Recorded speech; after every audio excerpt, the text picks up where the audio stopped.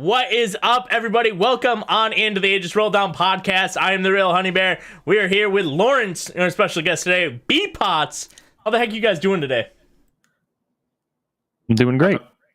Yeah, so I'm doing enthusiastic out here, Lawrence. Appreciate it. B-Pots, can we get a little bit more? This guy, go take a nap or something, man. Holy cow. Wait, I'm so excited today. No, I'm ecstatic. I can't wait. I think I'm doing fine. We obviously had a couple things we're going to get into later today that had happened of some perhaps delays. But like overall, I think I'm feeling fine. I'm still talking to everyone about figuring it out, but stuff happens in life. It's all right. Mm-hmm. B-Pots, how you doing, man? I'm doing well. As Lawrence said, a few hiccups in the weekend, but other than that, I'm doing well, and I'm really excited because this is my first time on the podcast.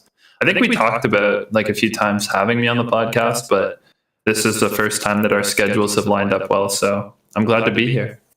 Yeah, I feel like anytime we're like, all right, hey, B-Pots, can you be on the podcast? It was like, I don't know, it was too late, too early. Or I think one time you were on a boat.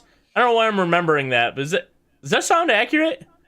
I was on like a train, I think. Maybe it's a train. I was traveling somewhere. You had something going on. B-Pots echo? Am I echoing?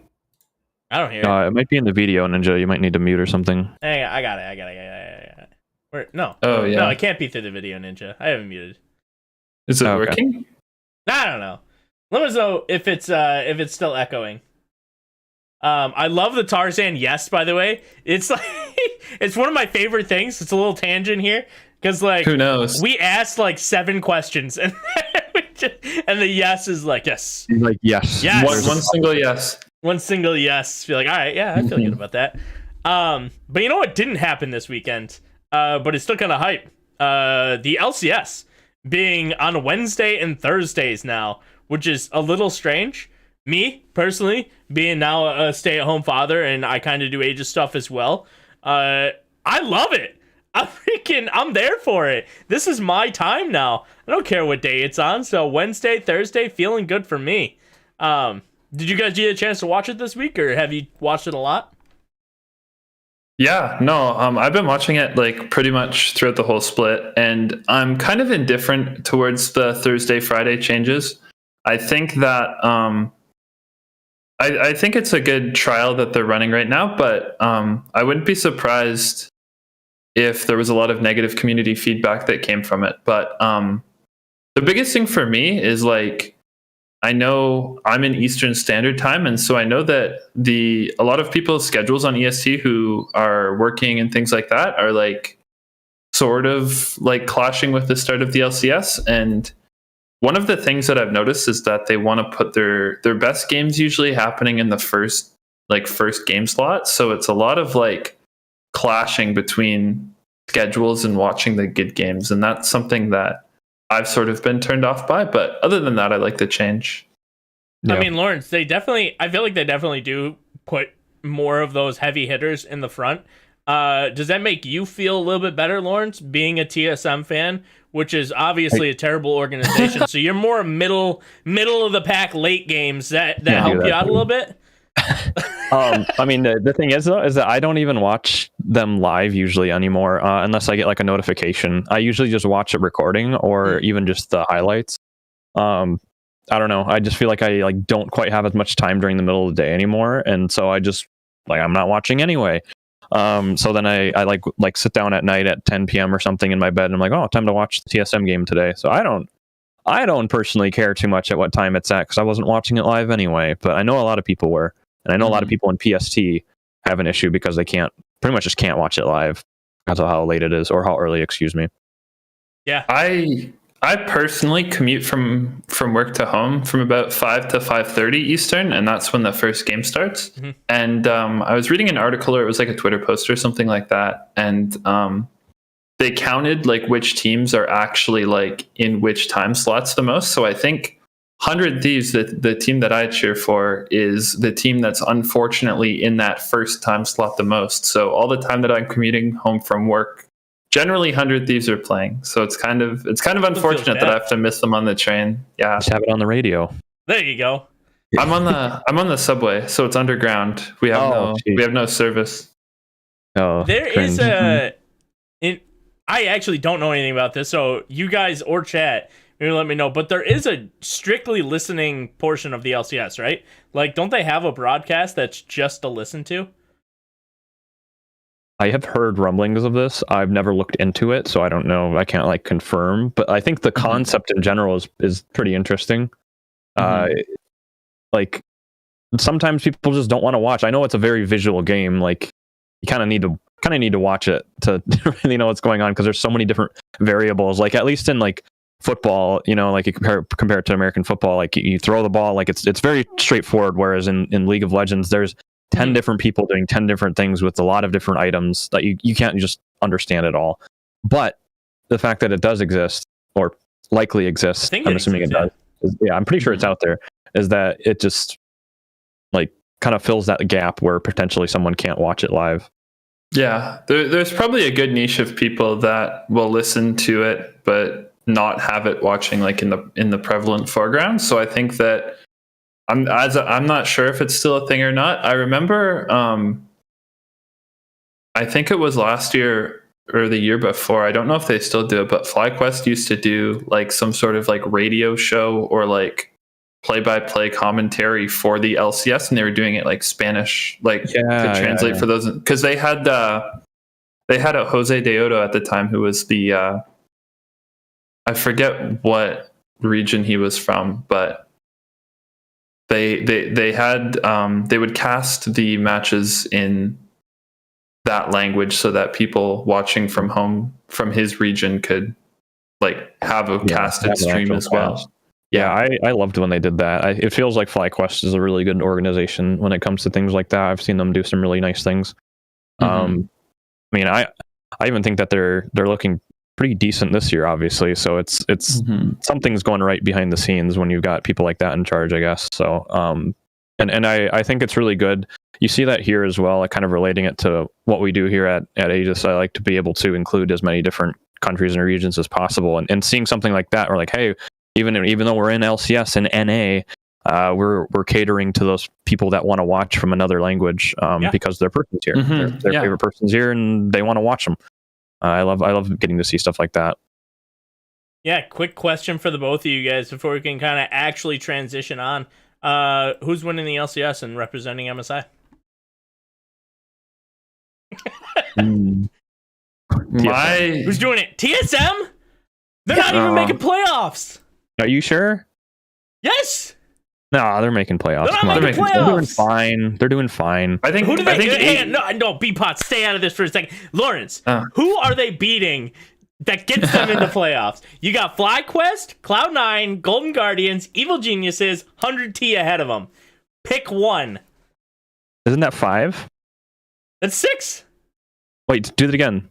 FlyQuest, Cloud9, Golden Guardians, Evil Geniuses, 100 Thieves, CLG. You didn't say CLG. Did I not say CLG? Yeah, you didn't say CLG. CLG. I'm going to need some backup here. B-Pots, I override Honeybear. I'll come in and save the day. I don't think TSM's beating any of those teams. But Thank you. But the silver lining is that I think the format's changed. So 8 teams make playoffs this split now. What? So, yeah, they changed the format.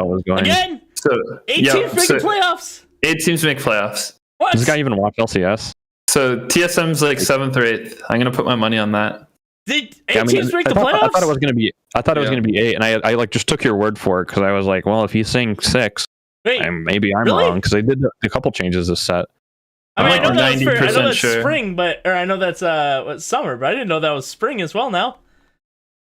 Yeah, because if it was the case, then I look at 8 and I'm like, there's only 2 teams that don't make the playoffs in that scenario. I'm like maybe they'll make the miracle run, and I was just kind of trolling anyway because I knew both of you had 2 opposite jerseys on. So, and I think if it's 8, they have to make it. There's no way. Okay, dang it. Yeah, they're 5 and 5. They have to make it. So. Yeah, I do think Dignitas might be the best worst team we've ever seen in the LCS. Well, they made one roster swap. Can't remember who they exactly had swapped out, but they put Tomo in instead of Spawn. Yeah, they're AD carry. Yeah, apparently Spawn was just running it. So it was so bad, so bad. No, I mean they're a great AD carry, but like they had a rough. Yeah, they're a lot better than me. Mm-hmm. I'll tell you that. I think their entire team was kind of running it though, like up to that point. And I mean, even still, they haven't like gotten out of danger, but like they've at least won a game. So woo, yeah, what they're a standard. the best worst team that ever existed.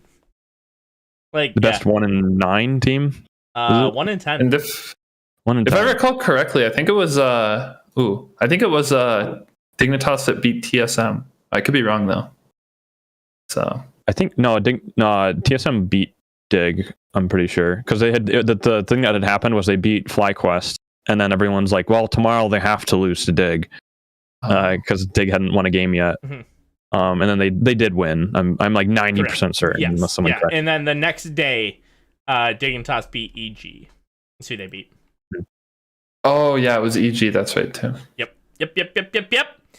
Speaking of beating EG, where the heck is EG as a team? Where's the TFT EG org? Non-existent. Would you be an evil genius, Lawrence? Sorry? Would you be an evil genius? They wanted to sponsor you? I mean, if they wanted to sponsor me, yeah. I just don't think that's going to happen anytime soon. But you sure?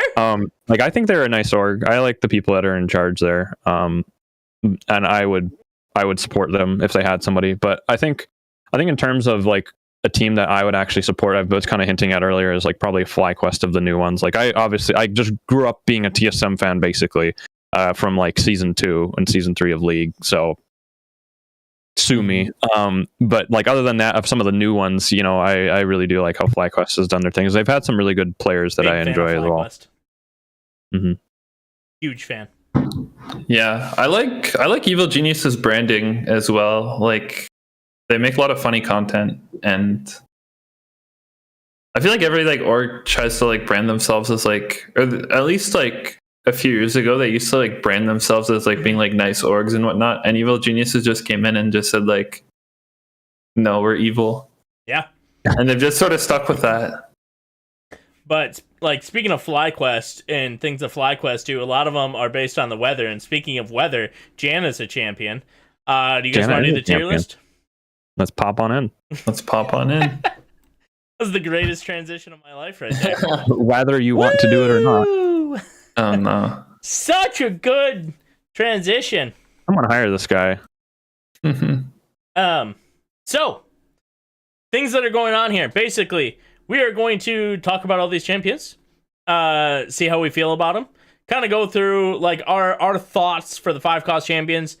You know, how did we personally think they feel, and then at the end of it, we're gonna rank them.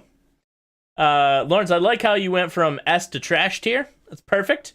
Yeah, some of them are trash. Yeah, some of them are kind of trash. Yeah, I actually realized that I can't pull up the script anymore. Not script, but the things that we were supposed to talk to each champion about. It would just be, I can list them off real quick. So we're gonna first start with. Start and I'll just follow. Who do you want to start with? Cool. Ability and gimmicks is the start of it. I need a champion to start with. Huh? I need a champion. Oh, a champion. Let's go alphabetically. Go Aphelios. Trash. They're gonna start in trash here. I'll move them where we decide later. But now we know. Just so we know which one's like actually here. This is the one we're talking about. Okay. Yeah, and so we can start this one off. Starting with ability and gimmicks. I really like him having 3 abilities. Like there's so much flexibility already in this set that we'll cover even in a couple of these other champions, but I really like the fact that you can swap between guns. Maybe they're not exactly executed perfectly, and as we've seen, sometimes one gun is just simply the best one, like put this gun if you want to win the round. What are your guys' thoughts on having the 3 guns? Go ahead, B-Pots. Oh, sorry. I was going to say, is this the first time like in TFT history where we've had like a dynamically swapping like ability that like the user can actually change? Because I know there's been a lot of abilities like Janna, for instance, this set, or like going back like Kiana to set 2, things like that change based on like RNG or based on like the map state, but I don't recall a champion where like the player was actually able to determine the ability. I believe so. Yeah, I don't recall one either. So I think in terms of that aspect, I feel that Aphelios was a really exciting champion to bring in. As Lawrence said, perhaps the balance may not have been there, but it's like a really good idea that they brought in, and it's definitely something that I'd like to see in future sets going forward as well, just to add more like dynamic and flexible options to the game. Yeah. I mean, you guys were kind of fluffy with it, so I'm just gonna say it how it is. It sucked. I think it sucked. I loved that they actually put it in the game when I first saw it. I'm like, this is gonna be awesome. And then the execution has been terrible. It's been one every single time. If you're not running that gun, what are you doing? And that just seems to be what it is. I mean, you can flex them, but there's an obvious, this is best, this is mid, this is garbage, and you have to follow that. And it's like, that kind of stinks. I would love to see it again, though. Yeah, I'd really like to see it again. And so I actually had a quick note for what I would like to see with something like this in the future. Perhaps it could even be like, if they keep Aphelios for set 8.5.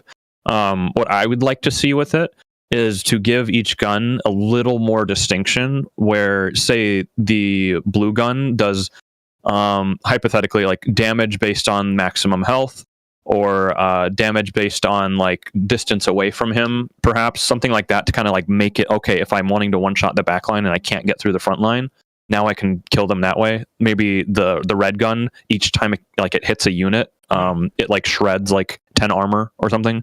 I know that's in his augment, but like doing something like that sounds like it would be like a good way to go with this, instead of like this one does more damage to front line.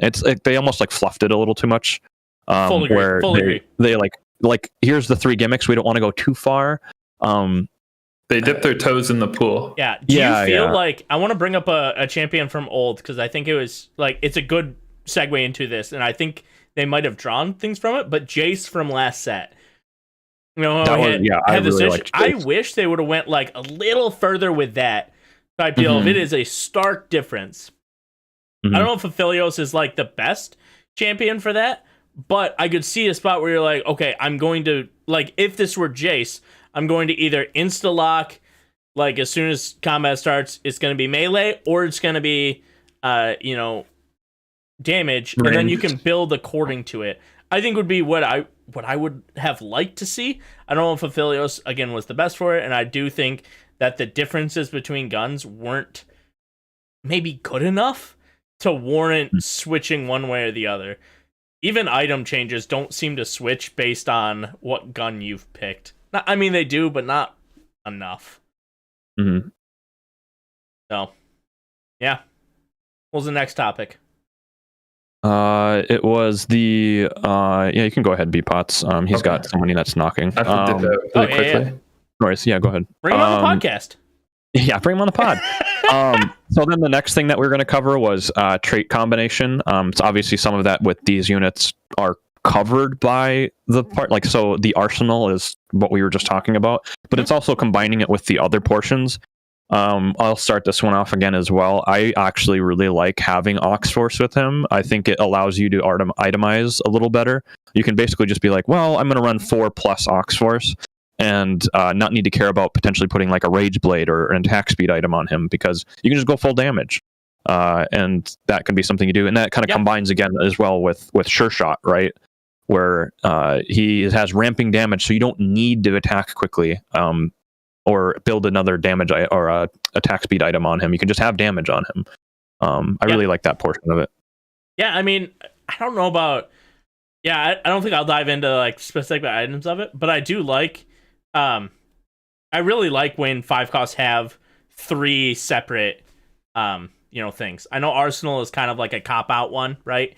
Yeah. But having 3 separate traits, I think, is really cool. I think you should have that, even though, again, Arsenal is kind of the cop-out one. Still enjoy it. I like them having 3 traits. I think it's important for a 5 cost. If it's a 5 cost, buff the heck out of it. I like 5 costs being buffed. Obviously, you can't over-tune it and over-buff the 5 cost, but they should be like even just getting a 1/5 cost, a single 5 cost unit, should feel really good for every single one of them. As soon as you hit it, if you hit a 5 cost at level 7, you should instantly be like, I want to grab that and I want to play it. How can I do it? Yeah. And I think for Aphelios' traits, I think it worked really well to be able to do that. I like the idea of, I think that's another thing that kind of gets highlighted too from the arsenal portion of it is even if you like, he's got like a little bit of utility as well, right? Yep. So like you can kind of just like toss him in with the purple gun if you wanted and like have him do something. Yep. It's probably maybe better units if you have like a itemization for it, but like if you just have one and you have a space on your board, throw him on in. Throw him in. What we're talking about right now, Beepot, so now that you're back, we're talking about the trait combination. Did you have any things that you're like looking at Aphelios and you're like, here's the trait combination for him? No, I think the trait combination is fine. I think I don't know how I feel about like the individual traits. I just feel that my stance on it for a long time has just been like they should just be integrated into the champion's ability rather than just like having their own standalone trait for it, like the arsenal or like. Well, that's to stop it from being able to be put into what? Holy cow! What's that augment choice? Coming out here. Like, I have no idea what you're trying to get built at on diff. It's the built diff augment. Oh yeah. This is the built diff augment stopper. I can't stand when those are like that. Like the Jace one, like Jace, like you mentioned. Like Jace always had transformer, and so I'm like, yep. I guess I just don't run him. It's supposed to be that way, right? That's probably one of the big reasons. Is because built diff. If you're able to do a built diff Aphelios, holy crap, that guy's strong. Like he's so powerful. He doesn't have sure shot then. You wouldn't have sure shot. Like I feel like he's not going to be that good without sure shot. I don't know. It sounds a little broken, but I would assume that is their reasoning for doing that. But anyways, Peapod, sorry to derail. No, it's fine. I mean, I never thought about it that way, so it's good to have that perspective. I just this idea has been like in the game since like set 4 or something like that, where like a lot of the 5 costs have their own individual traits. So I didn't really link it to the premise that it would interact with the augments that came last set, and then stayed around this set. But besides that, no, I don't have anything about the trait combination with Aphelios. I think what I was going to say before I left, though, just as like a silver lining to the idea of the gun rotation, was that at the end of the day, like even though like one weapon may be strong and one weapon may be like never used, I think having that like flexibility in the game is better than just having it be one specific gun. Mm-hmm. Because if you're playing one specific gun, it's going to be the same regardless. At least if there's like a best, a middle, and a worst, like sure you can play the best, but there's always options for flexibility if you need it. And so I think having that option in the game was a lot better than just giving him one straight gun. Full agree. But yeah, that's all I have about Aphelios. Mm-hmm. Yeah, right. And then so like if we had to like kind of put an overall feeling, what would you like say about Aphelios? Like if you're just like, I'm looking at Aphelios, what's my thoughts on him? I liked it. Mid tier for me though. Like with a feeling wise, I think I like him more because I enjoy Oxforce, and because I enjoy Oxforce, I think it's like I'm a little bit more excited when I see an Aphelios. I'm like, oh baby. But if I didn't enjoy going that route, I don't know if I would be super excited for him. Just because it's not like he's not the greatest plug and play if you're not looking at the traits. Mm-hmm. Mm-hmm. What do you think, Beepots? I think it's hard to like place him in a tier because we haven't put any of the other 7 like in a tier yet, so we don't know what to compare it to. We can always move around later too, I guess. Yep. Straight out of the gate, initial thoughts. I think like specifically, I'd put him at like an A-/ a B+. Yeah. So either A or B would be fine for me, and then we can move it around as we see fit. Yeah, I think if I had to say, I would put him in A, and then like if I really wanted to, I'd move him down to B. But I think his gimmick of Arsenal helps push him up to A. I'll give him an A. We'll start him in A. A for Aphelios. Woo! Yeah. Who's next? I don't know the order here. Fiddlesticks. Fiddlesticks is next. Trashed here, obviously. Clearly. Lawrence, start us off here. What's the first one? What are we talking about? Ability and gimmicks. I have to say, like, this is. I really like flexibility like this. I mean, we're talking about a threat unit here, so it's clearly meant to be flexible. But I like also that you can, like, his ability allows him to, once he falls beneath like the 70% threshold or whatever they had changed it to, and have it proc. So you can potentially put him in the back line and have him proc really late with his part we'll get into a little later. But like, I like his general ability of, like, he jumps to like the biggest spot of like champions and CCs them. The biggest clump, yeah. I really like that as its ability and gimmicks. What do you guys think? Freaking love this guy. I love the ability. I love the gimmick. Super unique. Big fan. Big fan. Yeah, I think they captured the champion really, really well. Love it. Oh yeah. Yeah, that's one thing I would add as well, is I think that they hit the champion like feel really well. Like, because you play him in League of Legends and he's meant to be a scary person, and it actually is like terrifying. You look at it, it's like a scarecrow just sitting there waiting for you to proc it. Yep. I think it is terrifying. And what do you never think? know. As soon as it pops, you're like, oh my goodness, is this gonna wipe my board? Like, am I gonna survive? Who knows? I was really scared when I was originally playing the PvE for this set, because like everyone was just playing him, like putting 3 AP items on him and having like trying to hit the most people as possible and trying to kill him. So I thought like he was gonna be only really niched into like an AP carry, but I'm glad that he's been like more of a plug and play champion, in that he can do damage, but he can also fill in more of like a utility role to like attract aggro or things like that. Or he can, act as a frontline or a backliner, as you said. And so I think in terms of that aspect and its flexibility, especially with it being a threat unit, I think they hit the mark on the champion like very well. Mm-hmm. Yeah. I mean, go ahead. I don't know like how the numbers would have had to work to balance it, but I would have liked to see some sort of like initial CC with his ability, because I don't think his ability has any right now. Like, you mean like the fear, or because like the fear when he lands has that CC? Is there a fear? Yeah, when he lands, like there's a fear. Half second, I believe. It's not long, but it is a fear. Like it's like let us know what's the CC duration. Yeah, it just says fear. Yeah, I don't have any idea what it is. I want to say half second, but it could be a quarter. Oh, it's 1 second. Okay, what? Never mind. It's so much longer than I thought. I don't know what I'm talking about, but yeah, that's what I was gonna say. Is like it really does feel nice where you can kind of toss it in that front line and it just like CCs like a fairly large. Is that portion. water in your cup?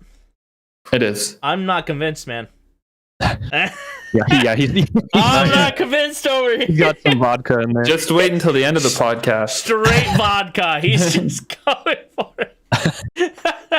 In my defense, I haven't played much Fiddlesticks. I don't know. I just haven't played much Fiddlesticks. He doesn't really fit into the comps that I enjoy playing. What do you mean? He fits in every comp.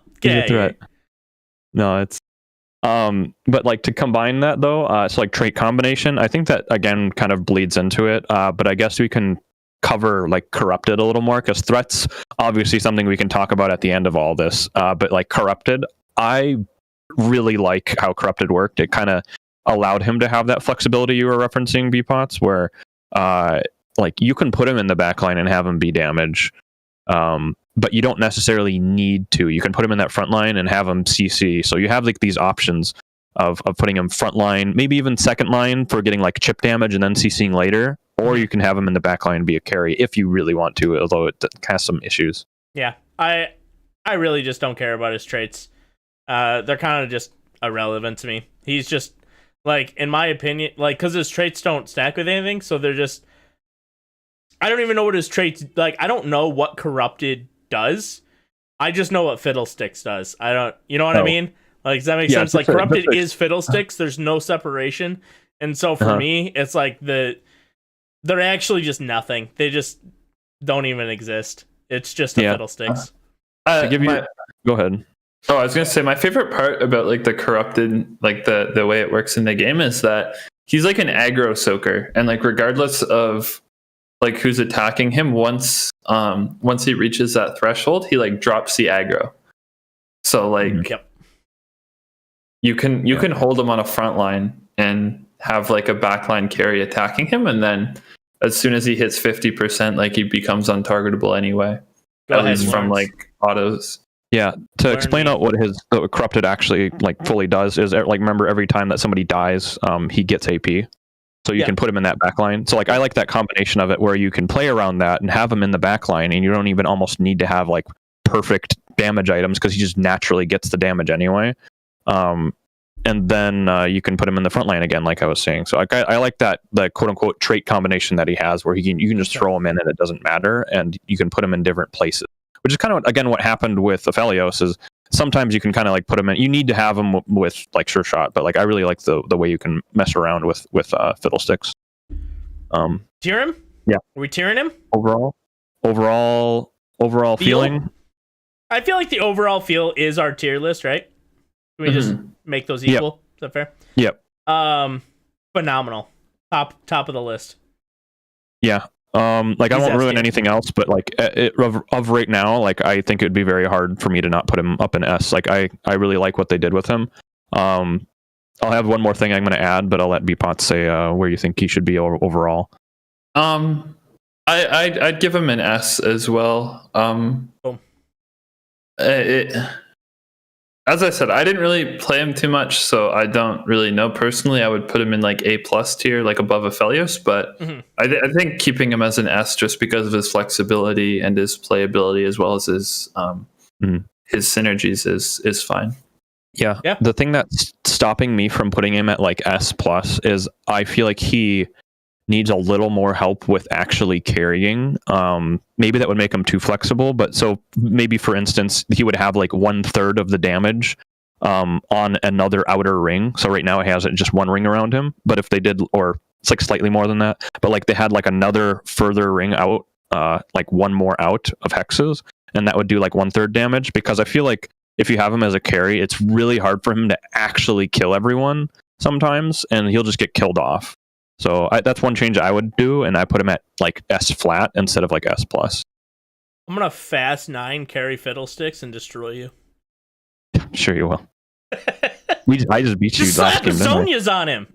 I feel like that's a lot of things though. Like obviously like a champion like Aphelios would have like assistance because you're presumably playing like Oxforce or Sure Shot, but like if you're just putting Aphelios on your board without any like items, he's not gonna be that strong either. So I think I'd like politely disagree with your point, but I can see where it's made, certainly. We are not polite here. How dare you? Oh, That is yeah, heck you. offensive. My bad.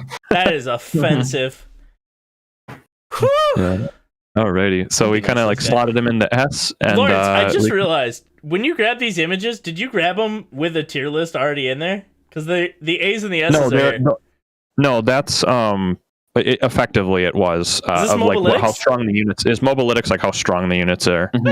So, Oh! but don't mind it. Whatever. I had to grab them all quick. Don't even look at it. Nobody look. Whatever. Moving on Who's to next? Janna, though, What's for the next one. alphabetical order next? Janna. It's in alphabetical order now. Oh, is it? Yeah. Okay. Okay. Janna! Yeah, so starting it off again, abilities, gimmicks. I really like having Forecaster. I like it as a thing that exists, but as we kind of saw with like, I almost relate it to like dragons in League of Legends, where Here you go. some of them are very clearly just better than the others. Like if you get an Infernal Soul, like that's just so much better than a Cloud Drake, especially back in like last year's season of League of Legends. For those who know like that dynamic, but I really like, again, this sort of thing that changes game to game, and maybe affects where you like do things at certain points. What do you guys think on this? I love Janna. I love Janna's like gimmick, if you will. I think it was awesome. I think it was a good change. I think things like that are needed in the game. Yeah, I'm a big fan of it. Plus, like the CC that's like, just given to the kit, I think is really cool. And so, yeah, I love being able to check the weather. I think that's awesome. but that not just being her straight ability and her also having ability on top of that, I think is really nice. So big fan of kind of what they did. I do think, like you said, it fell flat a little bit with like you check the weather, you're like that one's garbage, and you're on to the next. But as far as the gimmick is concerned, I enjoyed it. I personally would have liked to see Janna have a bit more of like a carry potential. I feel that when you play with a Janna on your board, I feel like she's always just like, she feels like a secondary unit almost. Like obviously she gives your champions the weather bonus and she has the knock-up ability, but I never find that I'm like itemizing Janna when I play. And so I feel that I really do like Janna's kit, but like that was like almost one of the areas where it would have fallen flat a bit for me. Mm-hmm. Yeah, I think it's basically, it almost feels, maybe I'm not playing around her ability as much as I should perhaps, but it does kind of feel like I'm looking at the forecast and I'm just playing that, unless I have like 3 civilian or something, which doesn't happen that often. Mm-hmm. Yeah, I think I would agree with you there. Yeah, I think this Rain's point is kind of funny. A utility champ who has barely any utility unless it's windy. I think that's kind of exactly what we're getting at here. I like Janna, and I love having things that change game to game, like her forecast. But it's like, why didn't like I feel like you like think this isn't meaning to criticize too much, but like, can you hand me a tissue? Do you have one? Why'd you send that to me? Do you have one? No. Oh. Just want to know if you can hand me a tissue.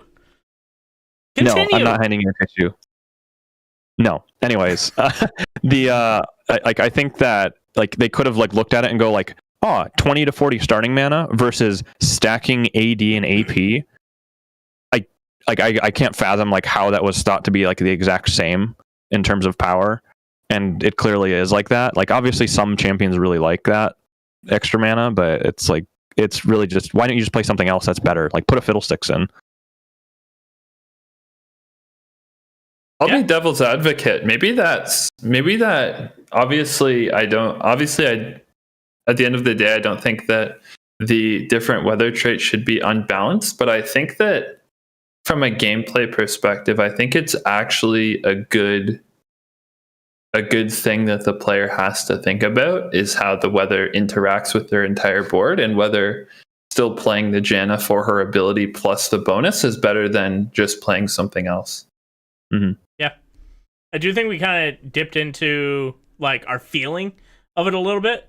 But let's slide into like, what do we think the traits? Like, what do we think about the traits?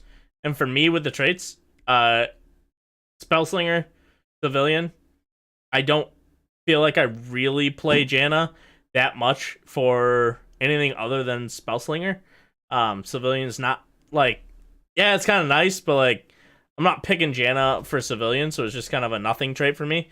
Spellslinger, it's not really like a scaling route, if you will, and it's kind of one of those like, okay, I guess I can put this in and take another Spellslinger out.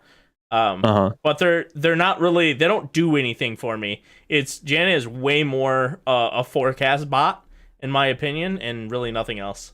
Mm-hmm. Yeah, I agree with that. Yeah, I think that kind of does relate into it. It's like you would think that would be a good combo. Spellslinger, they're based around casting their spells. Civilian, you get mana. Like why? Like, it feels like that should be.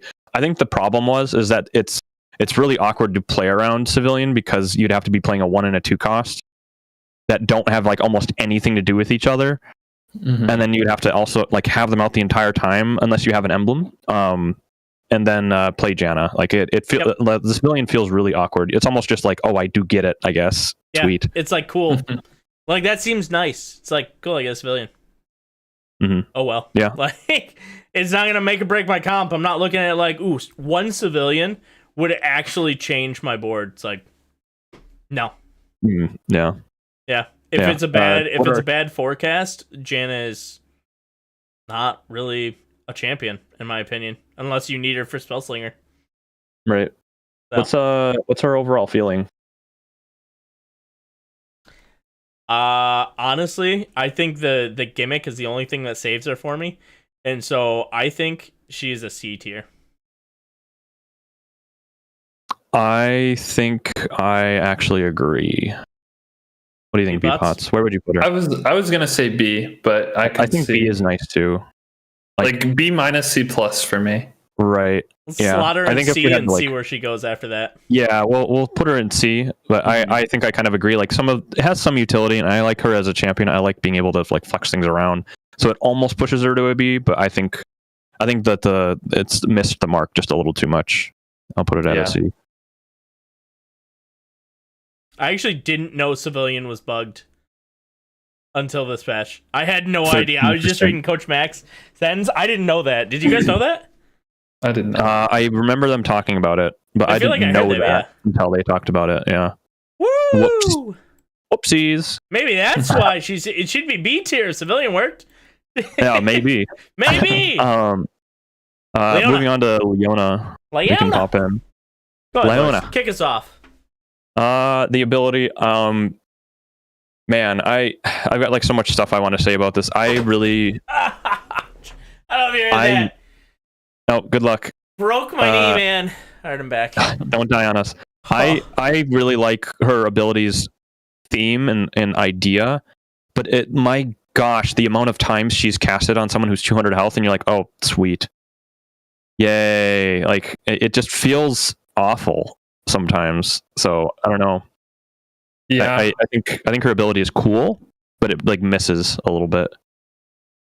I'm not really a fan of the single targeting for 5 costs, especially if their ability is supposed to be like so impactful and so so like important to your board, that I think that single targeting a 5 cost ability is not the way to go.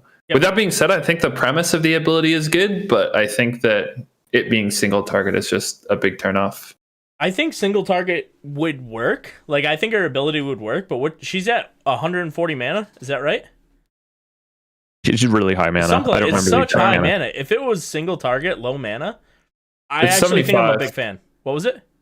It's 75. Oh, 75? Okay, so I was way off. But I think if it was like, if you put her at... It feels really high, my god. It feels really high. I think it's because I believe she's like mana locked as well when she's casting.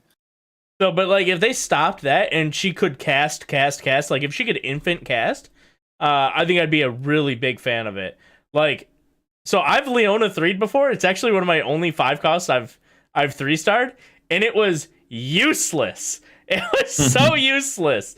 It died really quickly. She wasn't like super tanky. It only killed 1 champion on the board. I'm like, what the heck is this? Yeah. It's garbage. It was so bad. I was so hyped to get my 3-star Leona, and then it just like, oops, it does nothing. I'm like, can't you like nuke the whole board or something at 5 costs? I don't know. Or like 3-star? Yeah. Give me something. I almost feel like another thing that's weird about it too is she has Renegade, where she's a frontliner Renegade that's supposed to do this damage like that, single target. Mm-hmm. So it feels like you would never really want her to be the last one alive. Like she's supposed to be like one of the ones that dies. So like Renegade being thrown in there is like, okay, that's cool and does the extra damage that comes with Renegade, but like it feels awkward having it in there. And then like Aegis is like, that's really nice. That's one of the reasons you probably throw her out. Yeah. But I don't know. Her amalgamation of just like traits feels really awkward, other than like I guess Aegis because you can throw it out. I love her traits. Big fan of her traits. But that's the route, like the routes that I like to go. So I really like them. I like Renegade. I think Renegade fits her really, really well. But I also think Mech fits her really well too. Yeah, Mech is kind of nice because it almost guarantees she can get like 2 ults off. Mm-hmm.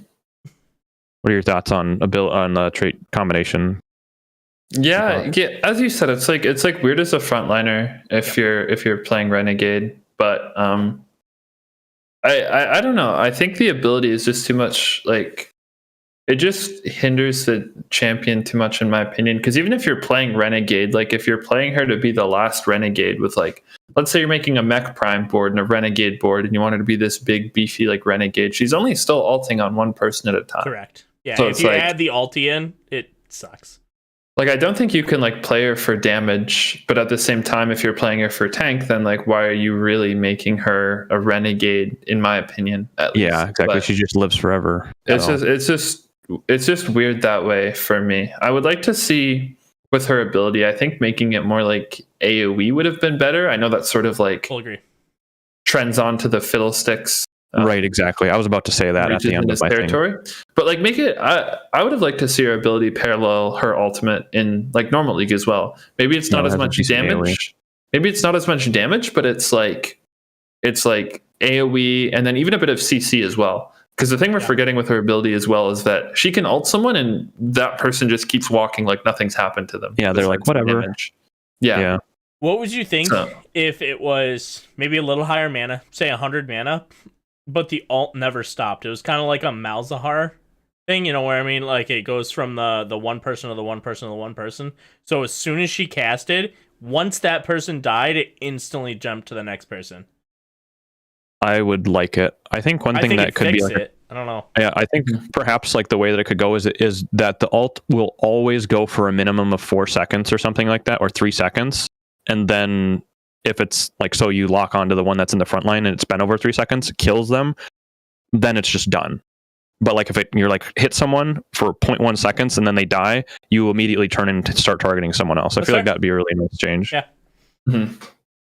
Anything different than a normal one. Anything different. Yeah. Anything that changes it. Overall thoughts?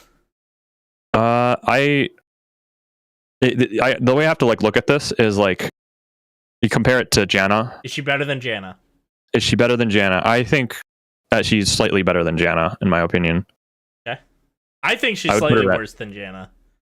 Yeah, I would put her at like C+. Yeah, I would keep her in C tier, but I'd put her above Janna. You think above Janna? Oh, I was thinking. We can move these around. For me, this was my first trash tier. The thing it feels terrible. Wait, you were just hyping it up. It feels awful, but like I love her. I love I guess the look of her. Like I love her traits. I like playing it, but her ability is that bad. It's that bad. That yeah, she is trash, man. Her ability is just that garbage. What I think differentiates Janna and Leona is that if you're playing Janna, like if you're only gonna play her with her good augment, then you're only really playing her 25% of the time. But Leona's trait is you're probably not playing mech or renegade, like you're not really splashing that into a comp, but like you're always gonna have Aegis. So whenever you want to play Aegis, you'll have Leona, but if you want to play Janna, you're only really limited to the 25 or the 50% of the time when you hit good weather. Yep. So that for me would put her just slightly above Janna. Okay. I can get behind it. Yeah, I'm not gonna be like, no, trash here. But yeah, throw it out there. But yeah, I'm down with C-Teal. C-Teal? Okay. C-Teal? C-Teal. Yeah. Moving on to Mordekaiser then. Let's see. Ability, I think. I swear, maybe this is becoming like a theme of everything. Of like, I wish it was just a little bit bigger of an ability. Like the fact that a 5 cost can miss feels awful. Mm-hmm. like the fact that it has to hit like this, it's on theme, so it like does like a smash, right? But it can miss, and that's just like, well, did it hit or not? Smash, well, though, Lawrence. How big do you want it? I mean, just like kind of like what I said earlier, where like it has a slight side like that gets hit as well, but then there's like the main hit of the smash. Isn't it like it's like 40% of the board, isn't it? Just under half. But the fact is, like, if you like have it where it like walks up off to the side, he can just only hit the front line, or he can hit only like one of the backline corners. And like the fact that can happen with a 5 cost that has ace, like he's meant to be like strong, and he can just miss. I really don't like that combination at all. It's like a positioning problem to me. Maybe. I don't know. What do you think, D-Pots? Yeah. I know. Yeah. I mean, it's not like it's a new issue. I think we've had like 5 costs in the past that have had like a bunch of targeting issues. I mean, we just talked about Leona, who will ult on like the 200 HP target. But I think the AoE is nice, and I like the premise of the ability that it lowers MR as well. So Agreed. I think for me, even if you're not hitting the backline 100% of the time, it probably means that you're hitting all of the front line and lowering the entire front line's MR. So from that perspective, I think it's an okay trade-off, but I think the way he's found his place in like the meta, I don't really see people like full itemizing him, and I don't think that that's what you should do. I think as much as his ability seems like really big and really cool, I think that he's more so there just for like utility, if that makes sense, and like lowering the MR of everyone on the board, or most people on the board at least. I like 416's comment here. Is it weird that the 5-cost Ace is the one that people least carry in Ace? Like, isn't that kind of weird? Yep. Yeah. Fully agree. Yeah, and I think, Lawrence, I freaking hate agreeing with you, man. I hate it, but you're right. It's because it misses. It sucks that it misses, and I think it could be like, an easy tweak. But holy cow, that's the biggest downside of him. Like the fact that you can, like, because sometimes he only gets one ult. Often he only gets one ult. Sometimes and if the one ult misses, it's like, well, I threw out a useless champion there. He is a trait bot at this point. Like, hopefully the Laser Corps did some work because you didn't. The thing to me as well is, like, as you said, he's Laser Core, and like if you're looking for like a utility ability like that, it's like you're playing Sejuani as well, which is a 4-cost, which is like pretty much the exact same premise. Big AoE ability that I know Sejuani CCs and Mordekaiser lowers MR, but it's a big AoE utility ability that, you know, could hit everyone if you're really lucky with positioning, or if you're bad with positioning, it could hit nobody. And so I feel that, I don't want to say it's like an exact copy and paste, but having two champions of the same premise like that in the same exact, like, with the same exact trait is something that I feel that they missed the mark on a little bit. Yeah. Mm-hmm. On the trait side of things, I am just interested what you guys thought on this is, do you think there's another trait that would better suit him than one of the ones he has? I was wanting to say Renegade, but he's melee. Yeah, I know this might be weird. I think because of the shred, right? I think if you put him as a spell slinger, I think that could work, right? I know it sounds like a little weird, but it's like if he was a spell slinger and you slotted him into that comp, and like with Talia, and he just slaps down, completely shreds Talia also all through, I'm like, that kind of feels good to me. I don't know, but leading into that, I feel like Ace kind of feels a little sus. Like, I don't know why he got Ace. I feel like it was just a leftover thought. They're like, who's going to get Ace? Mordekaiser, that'll work. Slap it on him. Hope for the best. I think Laser Corp, awesome. I think it was really good choice to have that on him. But Ace kind of feels bad. I think a third trait would have done Mordekaiser really well. But I don't know what that third one would have been, but I think they could have added in a third one too. The thing that makes Ace as a unit or as a trait really good is that generally the characters that you're itemizing have consistent DPS, right? So it's really easy to get them down to the 15% number. Whereas Mordekaiser, like, you're playing him and his damage comes, like, 99% of it comes from burst. Yep. So it's like either you're putting no AP on him and you're not going to hit that 15%, or you're going to put like X number of AP on him, and people aren't going to find that middle ground, where you can only put 1 or 2 items on him so that he hits that 15% or what that 15% is. And so I think putting him as an ace, like, he really misses the mark, because as I said, like, champs like Samira, champs like Draven, champs like Misfortune have a lot more consistent DPS. And I feel that that's what the premise of the ace trait is to have consistent DPS so that they die right when they get down to 15%. Yeah, something I want to add actually on this is, what if they had him be less of a carry, lower his damage maybe a little more, keep the Sunder, or keep the whatever the reduces, the Shred, and then make him a tank. Big fan. I know they've already got Sejuani, but Big fan of that. Could you? Oh, what? I know this, like, in a perfect world you have to shift a lot of things around, but how intriguing would Mordekaiser look as a brawler? Like, that would be sick. Wouldn't he be so much more intriguing? That'd be so cool. That would look so good. He's just this big thick guy. Like, it's like he's a juggernaut in League of Legends. Like he's meant to be thick. That's a thick boy. That's a thick boy throwing a building at you. My suggestion as well that I was sort of thinking about when you asked if there were any traits that would fit better on him. Obviously, there's a lot of moving parts, so we can't just do the switch one to one and call it a day. But I would say swapping the Mecha Prime and the Laser Core from Leona and Mordekaiser. Mecha Prime would be terrifying. Mecha Prime Mordekaiser. Yeah. It gives him the beefiness, and then you can build him tank or you can build him AP. And I feel that his ult, when you itemize AP on him, would have a lot more function than Leona's does currently. Yeah. Overall, I think he does need a third trait, though. I really do. I think without a third trait, I think that is really hurting Mordekaiser.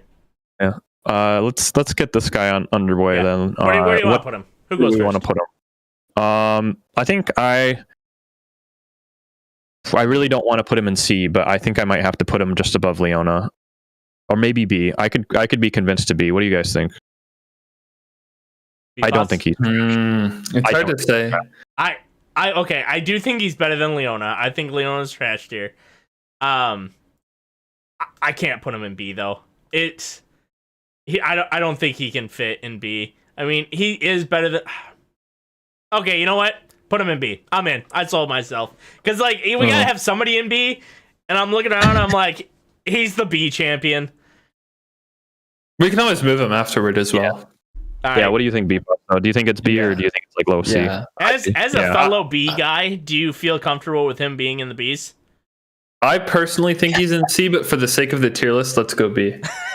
Yeah. You're accepting him into the B family? Mm-hmm. Yeah. All right. Nunu, somebody take a picture of this, send it to Pete, let him know we put Nunu in trash tier.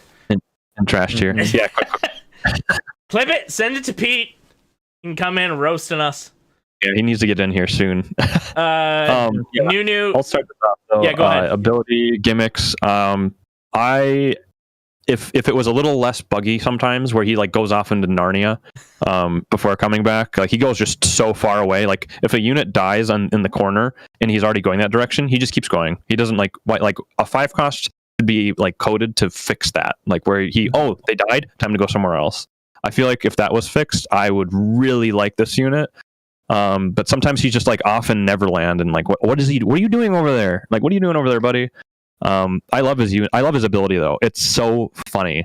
Yes, I fully agree. And actually, I love when he goes off to the middle of nowhere because I don't know, it's like that little kid in me. I'm like, oh, he's going on a journey. Where's he gonna go next?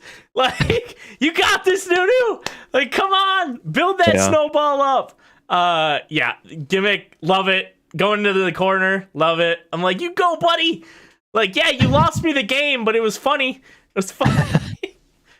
I hate everything.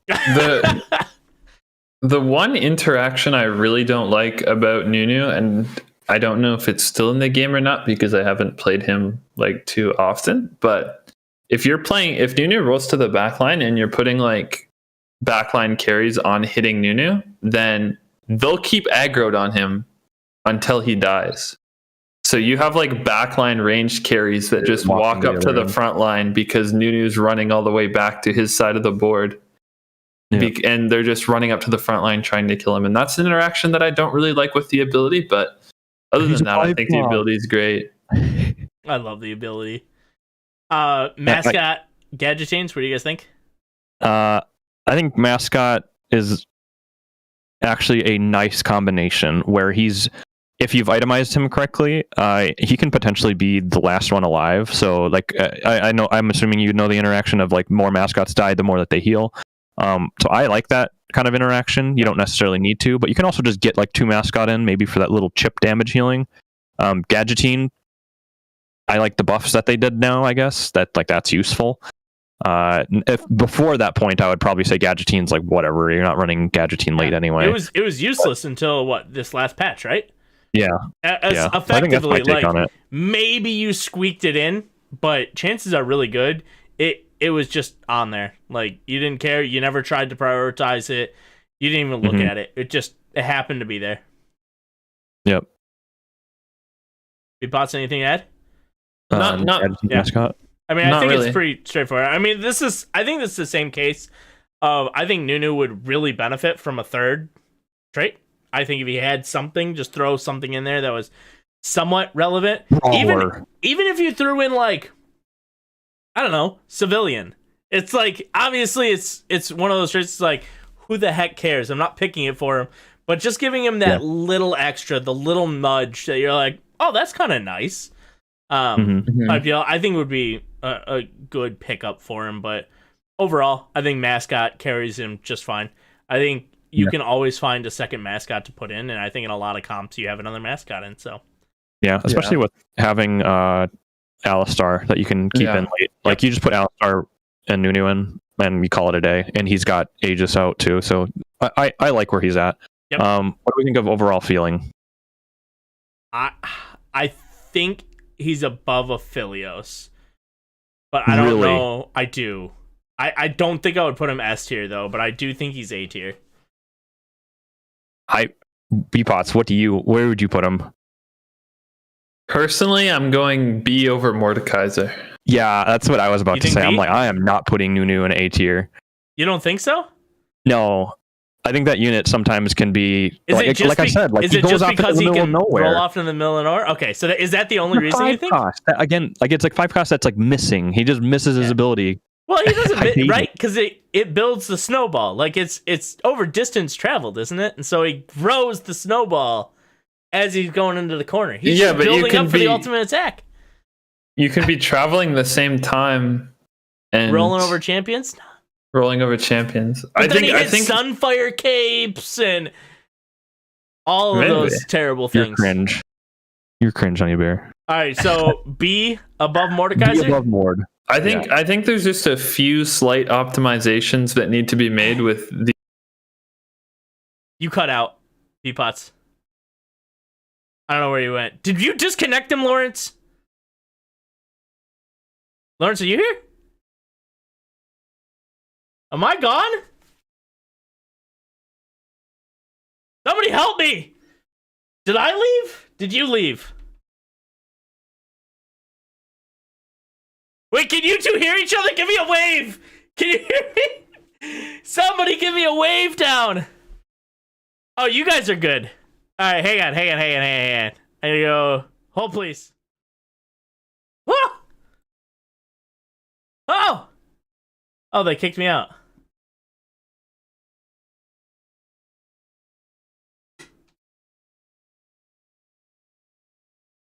Hello? Stuff. I was afraid that you had actually, like, your internet went out, so, like, you cut the stream, and I was like, are you kidding me? Wait, who kicked me? I don't know. It wasn't me. I'm so done with this! I've been getting kicked from Discord all day! I don't know who keeps kicking me! Here, let me... It was red. Was it red? Yes. How do you know it's red? I can see the audit log. Red! He's been kicking me all day! Holy cow, this guy. Oh my god. My goodness, man. Alright, Anywho. send us back in. Alright, going back. Jeez! Alright, anyways, where were we at? Pop-up Syndra. Syndra. Boom. Let's see. Abilities and gimmicks. I think that it's like a rehash of the Thresh mechanic, so I think it's like not very substantial. The gimmick of having like heart also feels weird because you throw it out and it has like it does a little bit of damage and then does a shield based on the AP. Like I feel like the ability is awkward unless you are giga high rolling. What are you guys' thoughts? Yeah, I think that's the. I think you hit the hammer on the nail or whatever the analogy is. Yeah. I think you have to be super high rolling. Yeah, she's like the Cap Star Guardian as well. So I think in terms of like where she fits into the meta is like a decently fine place. I will say that I didn't really see her played that often earlier in the set, just because nobody was really playing hearts as like a vertical trait. But I think her place is fine right now, even though the ability seems a little stale. I mean, I think she's fine. Honey Bear, what do you got? Yeah, I mean, I think I've played Syndra one time, because of her ability. I like the gimmick, right? But because it's just Thresh's ability from what, set 5, 6, 4, 5, 6, somewhere around there. But Was it 4? like it feels no. like it's almost the exact same, or it is the exact same, kind of, and it's tough, and I really don't think there are a lot of units right now that you can just start stacking on your board that she can throw in that are going to be helpful, unless you're ahead. If you're ahead and can use the gold, like you can put the gold on your bench, I think that's viable to do. But I will say Syndra was a really good counter when Zed used to be really prevalent, because she'd always target him, and every time she'd throw out a unit, it would knock Zed right up. Mm-hmm. So it was a good counter to that little niche, but it's the same Thresh mechanic. Yeah, so I think I'd already covered a little bit of like the Star Guardian and the Heart. I think the Star Guardian is like helpful for her because her ability is like takes a while to go off. But if you have even like a Shojin and then like 3 or 5 Star Guardian, like she's gonna toss out your entire board. Yep. Yeah. What do you guys? Is there anything else you want to add on that? Not really. I mean, going into Star Guardian Heart, I think Star Guardian is good, but like Heart, I don't know. I think her traits fit her really, really well. I think they're perfect traits for her, but I think Star Guardian's not been a trait you really go to a lot this set. And same with Heart. It kind of feels like when you're looking for these champions, Syndra's just kind of like, oh, that's kind of nice, but it's never the champion that you're like really excited to hit for these, traits. You can't carry Syndra. I mean, you can try. It doesn't go super well for either Heart or Star Guardian. So I think it's tough to have a 5-star support, but you can only use it as a support if you have a lot of gold. And you have a supporting cast, because you don't want to put her out there as like, if you hit like a 2-star Syndra, like I almost don't even want to put her out there unless I have like why would I put items on her instead of somebody else that's like a 5-cost carry, or like why would I put her out if I don't already have Star Guardians and it's like replacing somebody that is like I'm getting rid of that I don't. It just feels really awkward. Her combinations is like, where the heck am I using her unless I'm giga high rolling? I don't know. We can go into overall feeling. I kind of want to go last on this one. Yep. Yeah. I mean, overall feel. Go ahead, B-Pots. Oh, I was gonna say, I think she's fine. She does her job if you're ahead and if you're playing Star Guardians. But compared to some of the other 5 costs in the set, she's not something that you can just like flash in for the most part. So that's kind of a hit in my books. But overall feeling, I think I'd put her C+, maybe B-. I think this is the second trash tier in my opinion. I think this is the worst 5 cost of the set. And it's just based on like it's rare to find a spot to put her in. And even if I get a 2-star Syndra, I'm not super excited about it unless I can do something else with it. It's bottom of the barrel. I'd rather have any other 2-star 5 cost than Syndra. I would actually almost want. Trying to think if there's anything I wouldn't. If this doesn't spoil what I'm going to be saying, I think I would have almost any 2-star 4 cost over the 2-star 5 cost of Syndra. Like depending on my comp, obviously. Like I'm not going to have a 2-star Samira when I'm not running like her, but like if like anything that fits my comp, I want a 2-star 4 cost instead of 2-star Syndra. Yep. Pretty much. Also, nothing from our ability really scales with how the champion works. The shield is a little bit bigger, but that's on a unit that is more or less negligible. The damage goes from 100 to 300, so it's not like it's a big number. And the stun duration's the same. Yeah, I mean, I put her as trash. Like at highest C-. Like, but like I think if we're going to have a trash tier, like she goes in it. Syndra's in my opinion. The trash tier. Yep. You good with that, B-Pots? Yeah, I'm fine with that. Trash. Speaking of trash. Urgot. Sorry, Syndra. Urgot going into the trash tier for right now. We can talk about threat, but before threat, what do you like? This ability, the gimmick, I think is the best. I really like it. I like Tidal Wave. I like the CC that it gives. I like even the little bit of damage that it throws out there. Plus, the biggest one, obviously being able to find gold items, etc. in there, huge. This is the ability that you want in a 5 cost. I think it is the top tier. Like, if you're looking for an ability for a 5 cost, they nailed it with Urgot. They crushed it.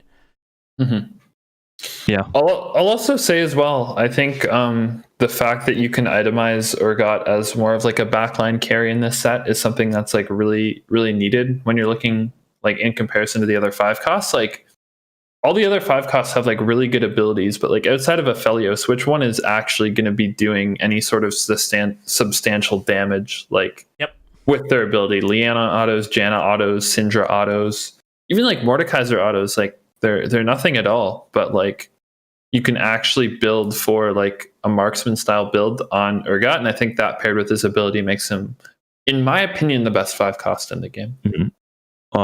Yeah. So like, I think what I kind of combine here is like the theme that I think has come out here is you look at the top 2 already, and they're incredibly flexible units. Like obviously Aphelios gets knocked down because he's a sure shot Ox Force, so you kind of need to play around that a little bit. So that's personally why I think putting him in A is good. But like those 2 champions of Fiddlesticks and Aphelios are up there because you can do a lot of things with them.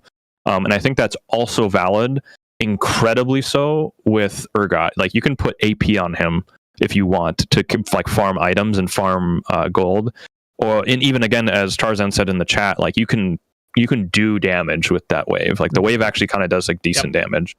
And same as Fiddlesticks, I don't think we mentioned it there, but you can just put 2 out on the board and it's decent. Like it's pretty good. Right. So just have 2 of them out on the board, even at 1 star. And then it does. You can. I think another thing that's really nice and maybe perhaps underrated is you can put a lot of different emblems on him because he's a threat. So you can just put him out there, and then you can put Ox Force, Sure Shot, Renegade, perhaps even. Like there's a lot of different emblems you can toss on him, and it's like sweet. I'm excited to have that. I think it does go to show. Go ahead, B-Pots. I was going to say, I think that sort of like ties into what I had to say previous, is that he's all around a good champion and isn't just dependent on his ability. So when you said things like Sure Shot or like any of the more emblems that are based on like regular auto attacks rather than abilities, is like he can still pump out damage without his abilities. And so I think that him being able to be played so flexibly is what makes him great as well.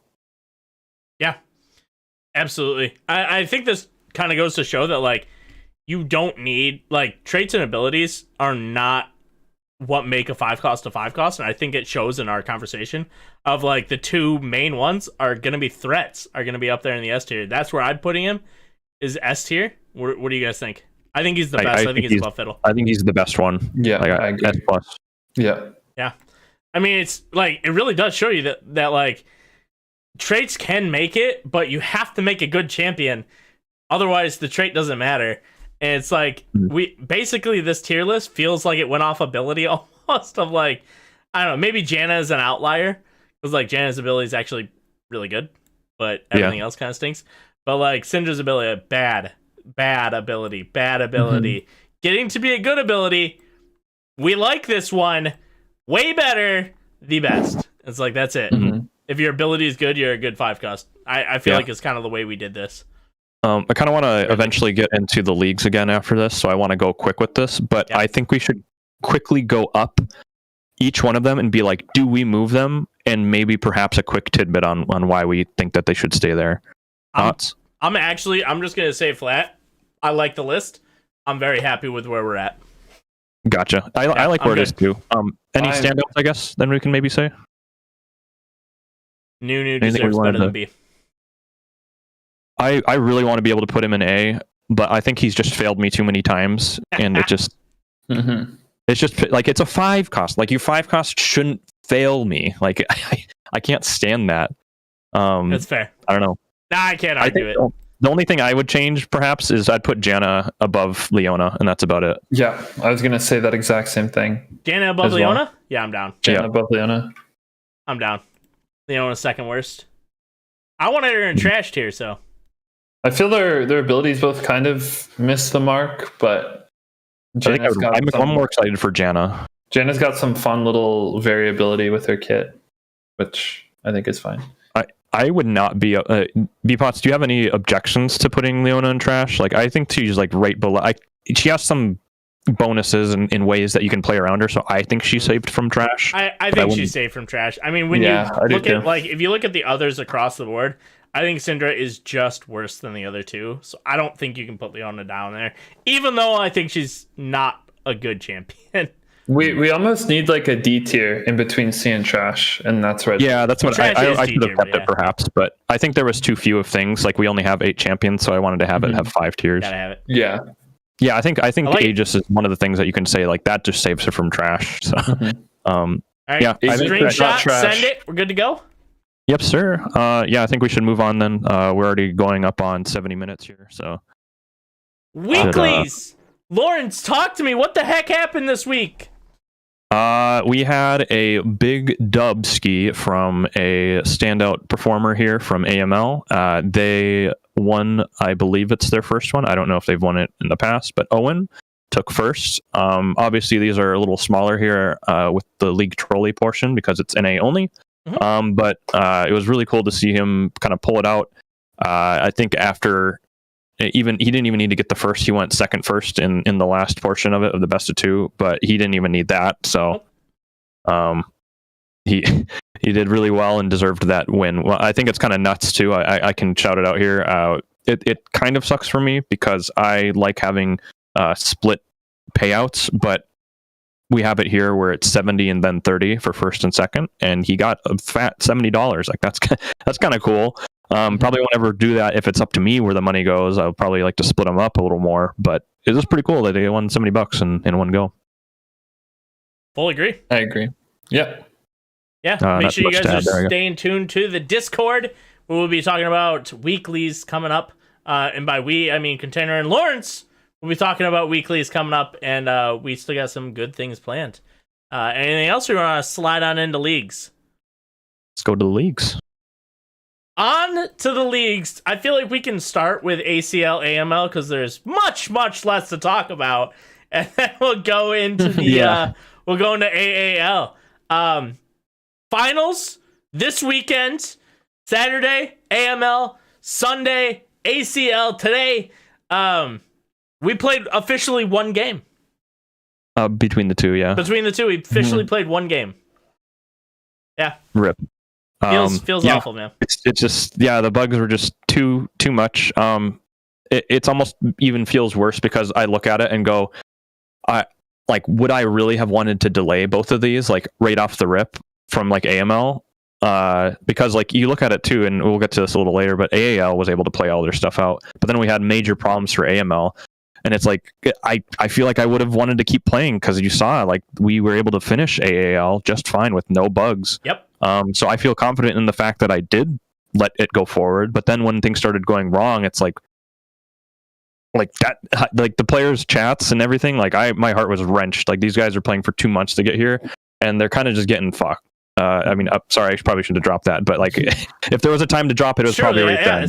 Same facts. They were getting screwed. So I felt so awful with that whole ordeal. So I know some people were going to get a little like off kilter from it, but it's understandable because like it's such a you would expect more from a game that's of this caliber. I'm going to say it outright. Like I think that there should have been more done perhaps to like make sure that doesn't happen. Like I don't like what goes on behind the scenes. I don't know.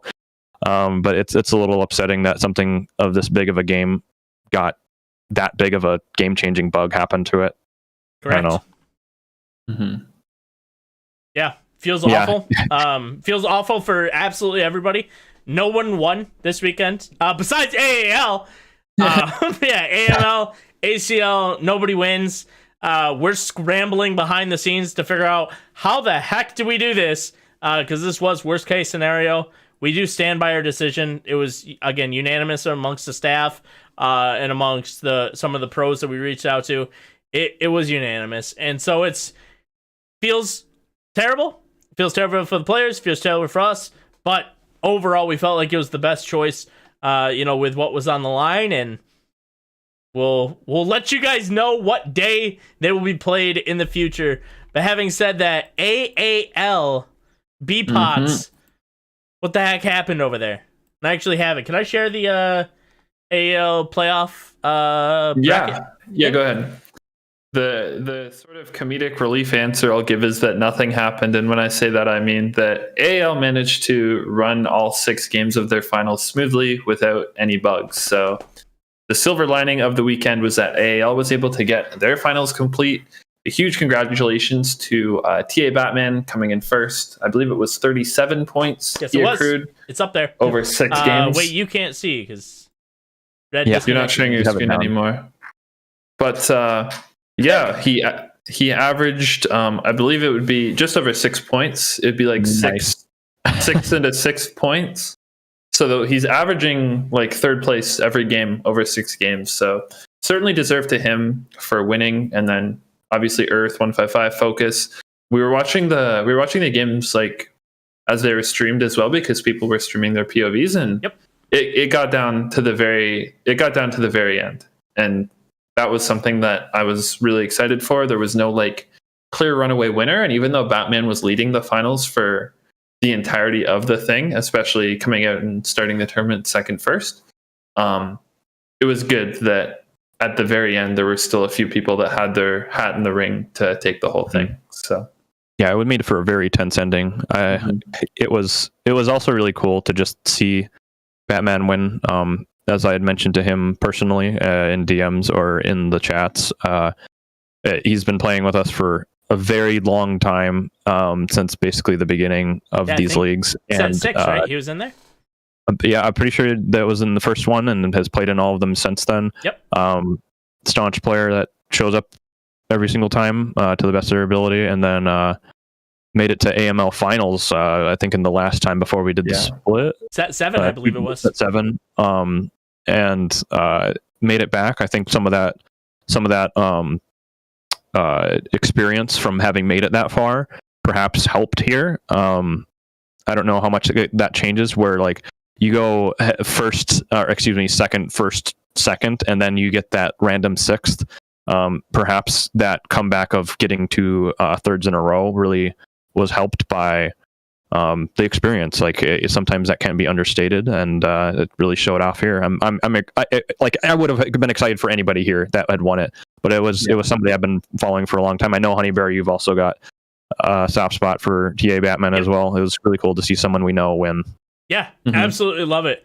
Batman is, I got to meet him one of my first times coming in. Got to interact with him. Ezreal reroll player. Freaking love to see that. That was my big thing, last set. So we really connected off that. I love watching his stream. As you guys, I think most of you guys know, I don't curse. I don't do it in my daily life. I don't do it anywhere. Batman, not cut from the same tree. But really, really funny getting to watch this guy be so animated. And drop F-bomb every other sentence or every sentence maybe. But yeah, love Batman, love watching him play. Really, really excited. Since my time here, I've watched him, continue his career, if you will, in TFT. So to see him win, it's just really cool to watch that. So. Especially as a fellow TA member, I'm not picking any favorites. I can't, but but I'm glad a TA member brought it home.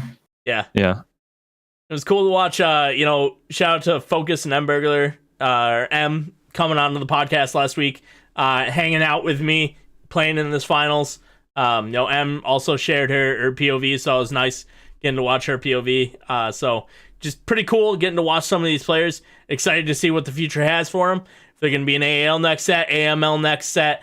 That'll be really exciting to kind of watch them grow and play, and it'll be exciting. Or if they're not in a set, that'd be a bummer. But hey, it was nice to watch them for the time being, and I hope that some of the other players that we didn't get a good chance to interact with as much, I hope we get a better chance to in the future.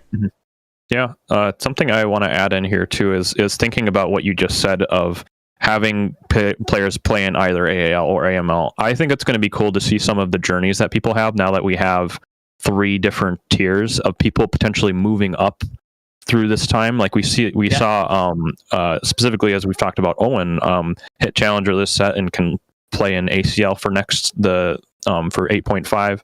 Seeing like journeys like that from AAL going all the way up, seeing somebody make it from that all the way up to ACL would be just so incredibly hype. Maybe it won't happen, who knows, but I want to see something like that happen. I'm really excited for the future of these love leagues. it. I would absolutely love it. Mm-hmm. For sure. Any final thoughts on leagues in general, AAL? Yeah, one thing for BPOTs, specifically, I want to ask you, how did it feel to run this? Because I know you had just come in for set 8, but you were running it the whole time and involved with all these players. Did it feel? How did this what's the overall thought? Tell us what you got. First and foremost, as you said, I'm new to Aegis and I just came in for this set, so I didn't really have any expectations coming in as a TO for TFT. I've done a lot of League of Legends stuff, both as a player, as someone from the org side, and then someone from the league side. So I know sort of how all of the operations work. But coming into TFT was a bit of a different experience, and I feel that personally, for my first split, it was a very rewarding split to be a part of, just because of the community and the way Aegis runs as a whole. I think that Aegis is an extremely well-organized league and well-organized systems in place that allow us to make these extensions and allow us to implement new leagues with great ease. And so, for me, it was a really rewarding experience being able to be a part of AAL. And I know personally as well, as a TFT player, my elo bracket, I'm probably a high diamond player. I've hit low master a few times, but generally I'm in the diamond range. And so playing in that range for a few years, trying to play competitively, was really hard because there wasn't anything in this space that was sort of like this, like a full league or a set of tournaments that were dedicated to like plat and diamond players. It was usually, don't play anything at all or play in the uncapped tournaments with the grandmasters and challengers. So good luck. Yeah. So from a personal note as well, it was extremely rewarding to actually watch something like this come to fruition and sort of manage it the way that I would have wanted to see it as a player back when I used to play TFT semi-competitively. So personally, it was extremely rewarding as well. Yeah, I'm really glad I was able to bring you in for that. You absolutely murdered and killed it. As I had said to you, and I'll say now out loud on a podcast before people, you handled things almost exactly how I would have, which makes me really, really satisfied with the direction we ended up going with it. The way that people were talked to and handled as things went on was really good to see. It gives me a lot of confidence going forward, and I really want to thank you for your efforts. It wouldn't have happened without you, so thank you. Yeah, no, thank you for trusting me. I'll tell you straight up, there were weeks I didn't know the AAL existed because you just did it all and it was gone. I'm like, wait a minute, because I wasn't as part of it, and so it was kind of funny. I'm like, wait, let me go check the AAL scores. I forgot those happened. Oh, they exist. Hey, it happens. My plate's full. Yeah. I just miss things from time to time. It was kind of funny. I check the scores every single week, but especially like if we got onto the podcast, I'm like, I have no idea what happened to AL. I didn't watch it. I forgot that league happened. Shoot, I gotta go back and check. No, I feel as well. I have to I have to give thanks to, I guess, like Lawrence and Ivar and the rest of the TFT staff, because the way I sort of joined Aegis, it was kind of funny actually. I believe it was, I just DM'd you one day, Lawrence, and I'm like, yo, do you guys need any help with anything? And then a week and a half later, I was in charge of a whole league. So I mean, the thing is you have a lot of experience, so it's not like it was that haphazard. I knew you could handle it, but it is funny. It was very spontaneous, I will say. Yeah. And so being able to like see it through to the end and see the product that we made was really rewarding. Big pogs. Big pogs. Aegis Awards. Lawrence, do you have your high roll, low roll? And what do you want to start with? Let's do high roll. Okay, time out. Go ahead and say your high roll. I gotta step out for 2 seconds. I'll be right back. But go ahead and say your high roll. I just don't care. No, I'm just kidding. Unless it's me. Is it me? Is it me? What the heck? No, you can leave. Okay, it's not me. Thank you. My high roll of the week is that Honey Bear is not here anymore. No, the high roll of the week has to be just like I know you might also be saying this, but like I really liked seeing what happened in AAL this set. As someone again who is myself a hard stuck diamond player, I would have killed to see something like this. It's almost like you compare it to like I wish I had been in high school when they had these League of Legends leagues and teams going on. But this is like another kind of thing like that where like I wish when I was playing TFT that one of these leagues would have been out there. So I'm extremely excited and happy about how it went in the future for it. So that's my high roll. Also like a bit more nuance to the way AL worked as well. I believe there's a lot of skill expression because we had gold players in the league all the way up to low masters, and at any given point throughout the entire split, like it wasn't just like the low masters that were leading. Like I think for a lot of the league there was like a platinum player. I think it was Miles at the time. Miles, right?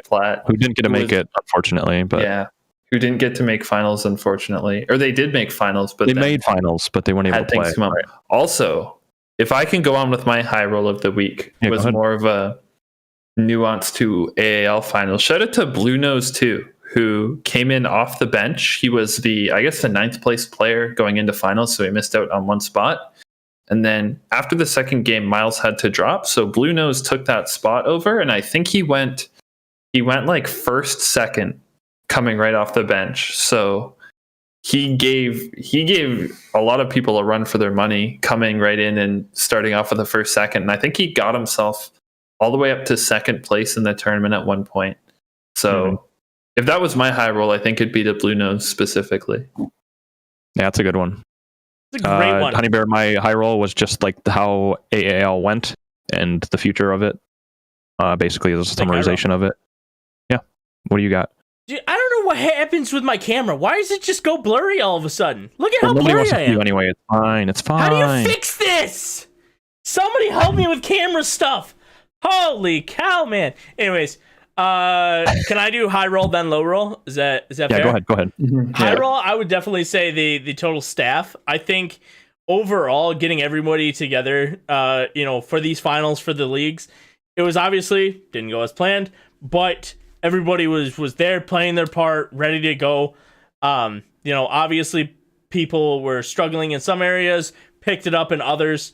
And it just looks so seamless from my opinion looking forward. So I really enjoyed, I want to shout out like Protroid on the, for behind the scenes and on the cast as well, making sure that people are there.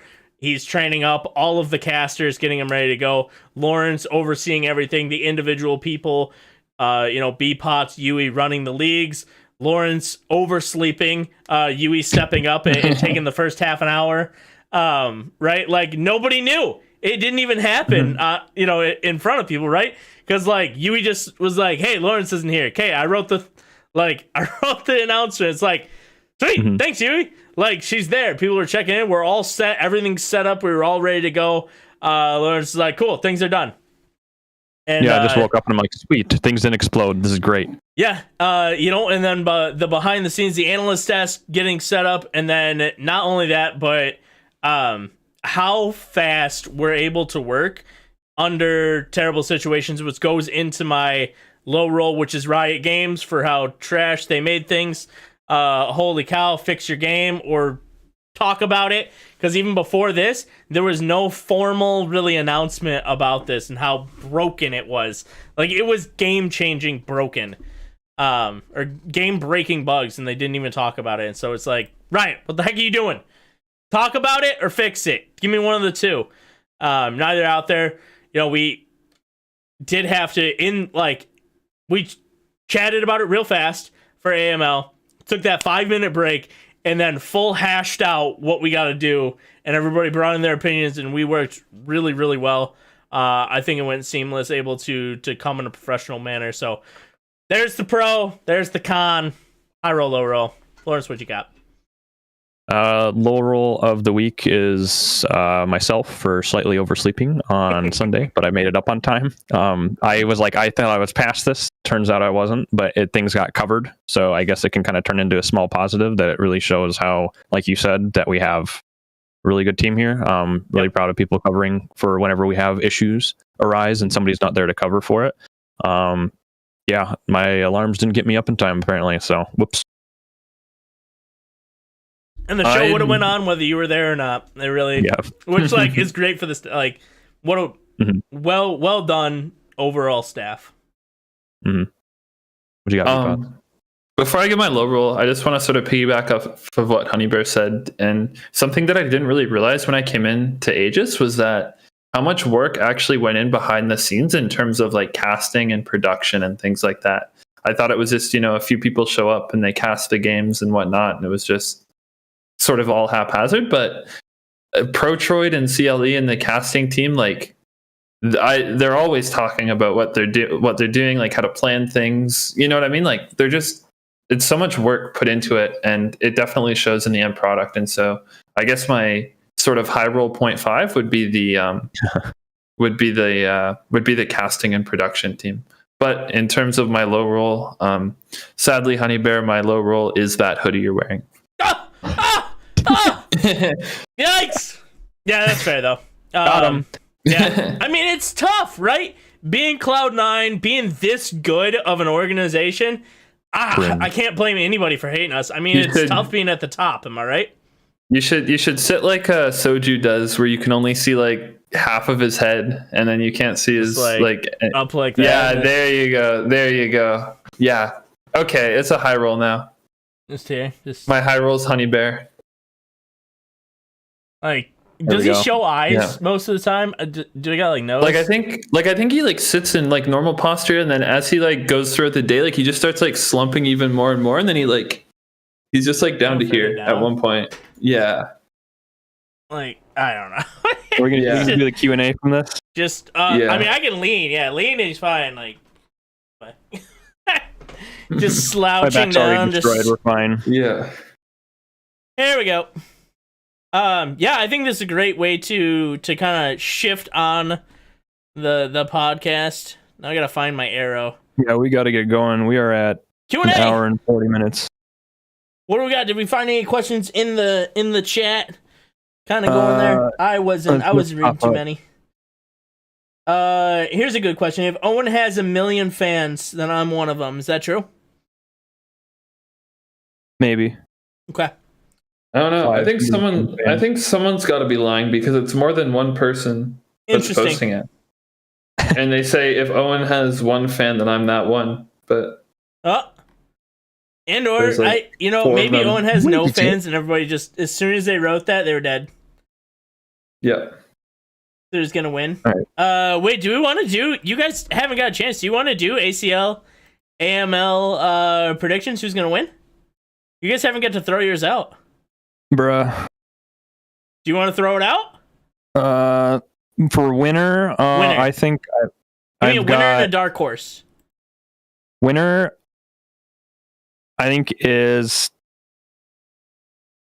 I'm actually going to say Solduri. I would be so excited to see a LATAM player win. And I think they're exceptionally good. Then perhaps my dark horse that will come to no surprise is Norris. I think this could potentially be their set to finally win it all. We'll have to see though. Yeah, I think those are my two. Okay. B-Pots, you got any thoughts on ACL? ACL, I gotta stick with my boy. I think Scipius is gonna take it, and TA's gonna bring home two. TA's gonna bring home 2 of the championships. That'd be both sick. Leagues both leagues they have finalists in. They take home championships. So my heart's gonna lie with Scipius, but personal relations with players. I've interacted with Shining Star a bit. I'd like to see them do well, and I think they have done quite well in a few regional tournaments. Mm-hmm. So they would actually be our first 2-time winner, by the way, if they did win. They've won the set 6.5 league. Yep. Scipius and Shining Star would be my 2 to watch. That'd be crazy. I think I'm gonna go Scipius. I think is up there. I think Scipius is gonna be my dark horse, which is weird. You know what? Why don't I throw Super Flame up there? Super Flames, give it to him. Why not? Love it. AML. I think Dan Dan is winning AML. Damn. All right, who's your dark horse? Winner. It doesn't matter. There is no dark horse. Dan is the dark horse and the winner. Got him. Okay. Let's see. I've got. I mean, it might be a rehash, but I don't know. I really think it's Owens to lose. I think he'll be the winner. That guy's just shown so much improvement. I would be very surprised if they didn't at least get like second. But I believe they're going to get first. Another one though that I wanted to say PHDan. That would actually be one as well, but for the sake of having another one mentioned, I think Moldiver Maniac would be somebody really cool to see win. They have been playing in a lot of our events since that we started the weeklies. Basically, I always saw Moldiver Maniac, or like I can't remember exactly how it's pronounced in the challenger mode name, but I've seen them around for ages.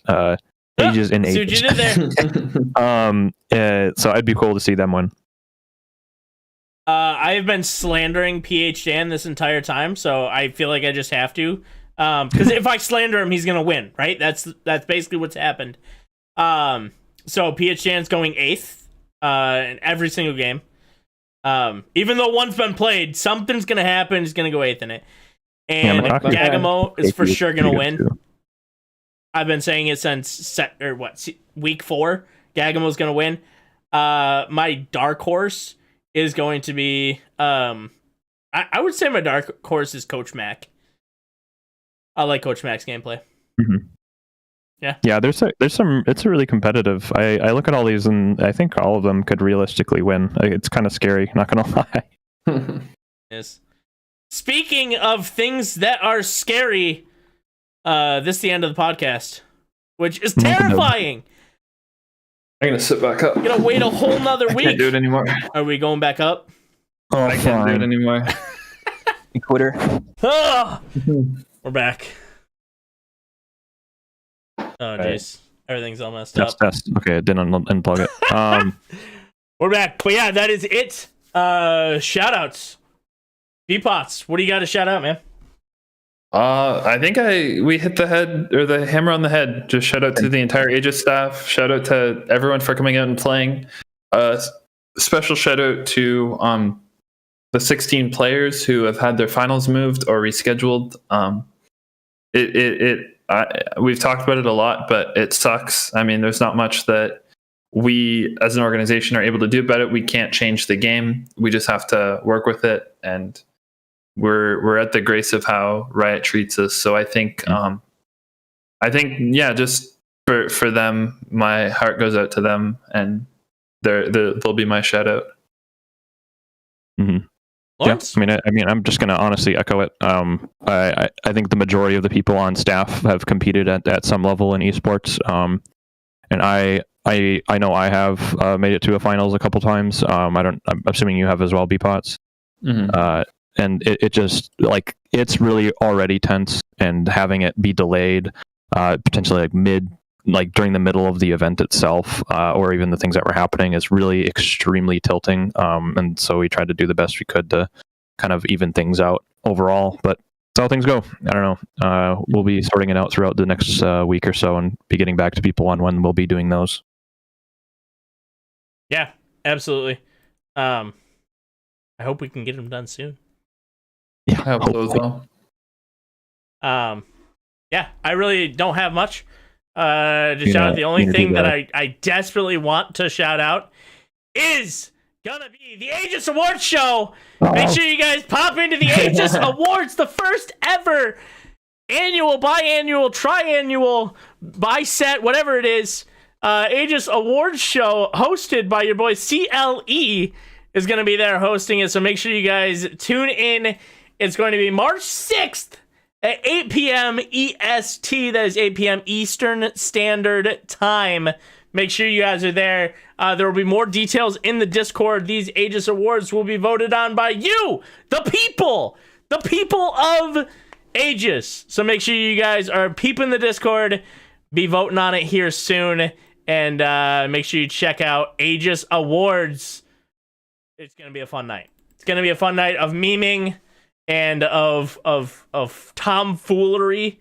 I don't even know a Tom, and he's going to be there fooling around. He's going to be fooling. It's going to be great. It's going to be great. So mark your calendars. March 6th, 8 p.m. EST, the Aegis Awards. It's going to be a great time. Am I missing anything else? I think we're good. Huh?